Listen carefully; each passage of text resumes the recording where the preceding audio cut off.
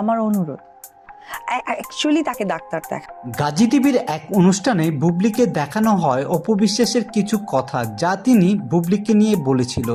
ভিডিওতে দেখা যায় অপু বিশ্বাস বুবলির বেবি পাম্প নিয়েও কথা বলেছিল। তাকে এবার একটু শান্তি মতো কাজ করতে দিক সিনেমা ইন্ডাস্ট্রিতে। তাকে যেন কখনো মানে কোনো কিছু ক্যামেরা ফেস করার সময় যেন বিব্রত অবস্থায় পড়তে না হয়, এটা আমার রিকোয়েস্ট তাকে।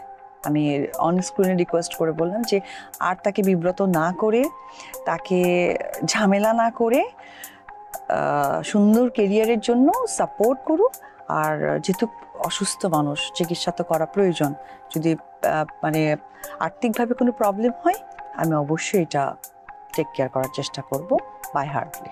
বুবলিকে নিয়ে অপু বিশ্বাসের এমন মন্তব্যগুলো আপনাদের দৃষ্টিতে কেমন তা কিন্তু কমেন্ট করে জানাতে ভুলবেন না।